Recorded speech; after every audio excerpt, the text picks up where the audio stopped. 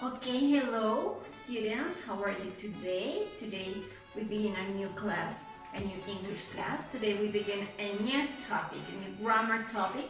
So pay attention to this beautiful topic. Es un tema muy bonito, es un tema muy avanzado, ¿cierto? Ya para nuestro nivel, en el que vamos a aprender unos poquitos causative verbs. Sí, no nos asustemos por ese nombre, esos causative verbs suele ser un tema avanzado, un tema más complejo, pero yo sé que ustedes son very smart y que ustedes lo van a coger rapidísimo. Nos vamos a enfocar solamente en estos tres, en make, let, and allow. Los más usados y los más comunes son make, get, and have, pero nos vamos a enfocar en estos tres cuando hablamos de permiso o de obligación. Entonces, vamos a empezar con el primero, ¿sí? Tenemos nuestro verbo make, ¿cierto? Este make, como causative verb, implica como una obligación, ¿no? Pero es una obligación que viene de una tercera persona, ¿sí? Cuando yo hablo de que alguien me obliga a hacer algo, o algo me obliga a hacer algo. Y tenemos una estructura súper sencilla, muy parecida a la que estábamos usando en nuestro temita anterior de los stative verbs, ¿sí? Pero en estos causative verbs lo que hacen es que me implican una obligación en el caso de make. Entonces, tenemos un ejemplo aquí en el tablerito. Tenemos nobody makes us do it, ¿cierto? Si yo lo traduzco al español, dice nadie, puedo decirlo, nadie me obliga a hacerlo, ¿cierto? Lo puedo traducir de esa manera. Si yo lo traduzco literal, muchas veces esos causative verbs, al traducirlo literal, pues no nos va a dar en español. Entonces simplemente tengo que interiorizarlo, interiorizar la idea y entenderla. Y yo lo puedo decir en español como nadie nos hace hacerlo, nadie nos obliga a hacerlo. Y vamos a ver nuestra estructura. Entonces yo tengo un sujeto, ¿cierto? Un subject, que en este caso sería nobody. Tengo mi causative verb, que sería make. En este caso pues está makes porque estamos hablando de una tercera persona. Y tengo un objeto, que en este caso sería nosotros. Este sería el objeto. Y tengo un verbo principal que está en infinitivo. Entonces vamos a escribir más claramente nuestra manera de hacer estas oraciones con este causative verb que es make. Entonces, ¿con qué empiezo? Con un subject. Después de mi subject, yo debo poner mi causative verb, que en este caso es make. Después va un object.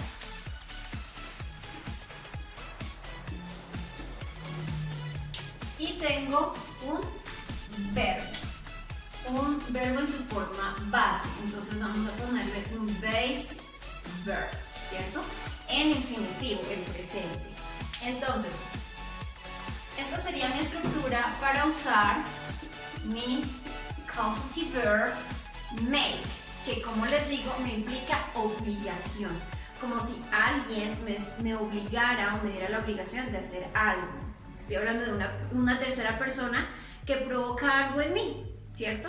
Entonces en este caso pues para la traducción en español el sentido que le ponemos es como si no, o sea, nadie me obliga a hacerlo, nadie nos obliga a hacerlo.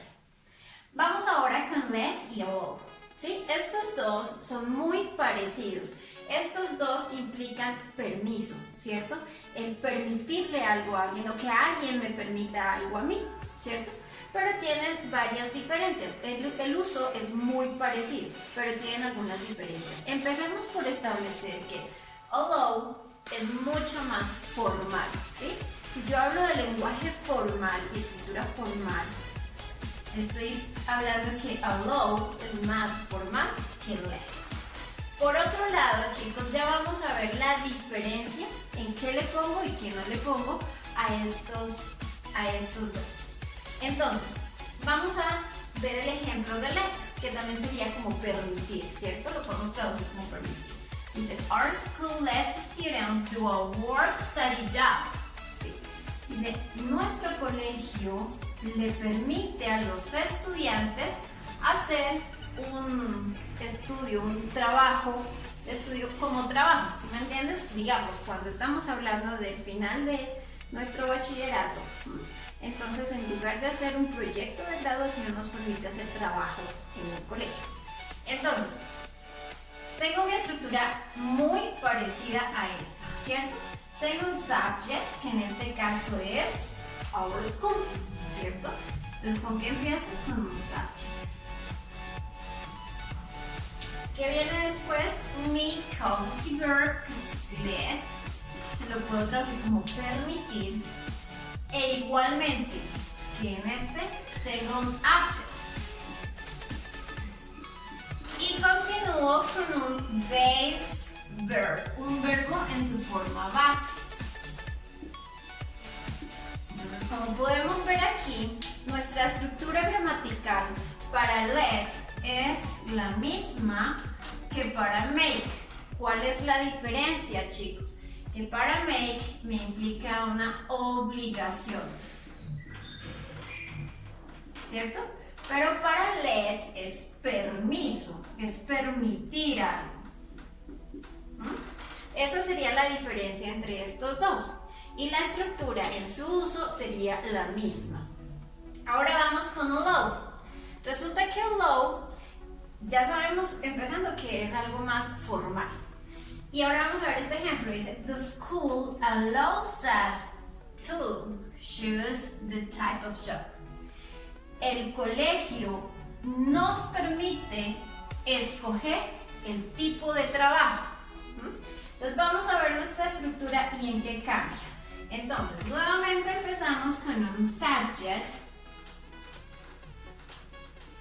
Después del subject tengo mi causative verb, tengo mi allow. Nuevamente tengo un verbo en su, perdón, tengo un objeto, un object.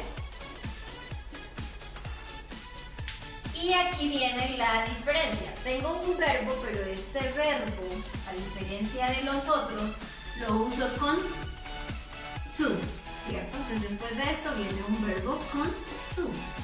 Entonces digamos que es un infinitive verb. Viene un verbo en infinitivo, ¿sí? De esta manera construimos una oración usando el steady verb allow, ¿sí? Lógicamente estos tienen más diferencias. Aquí ya podemos hablar en una forma avanzada. Podemos hablar también de la voz pasiva, la voz activa. Unos me lo permiten, otros no me lo permiten, ¿cierto?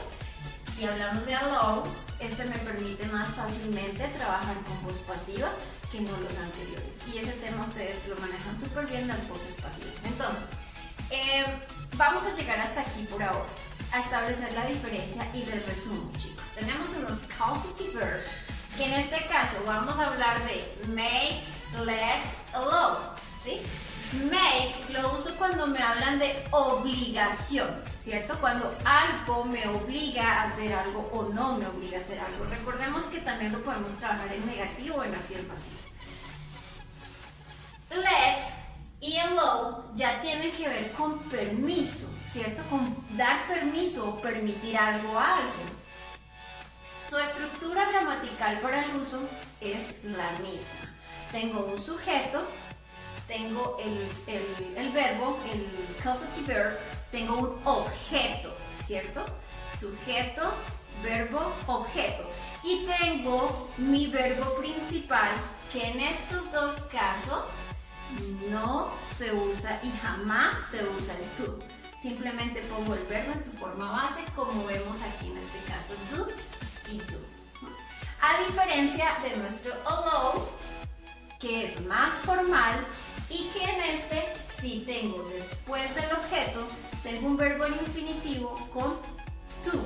En este sí siempre debo poner to.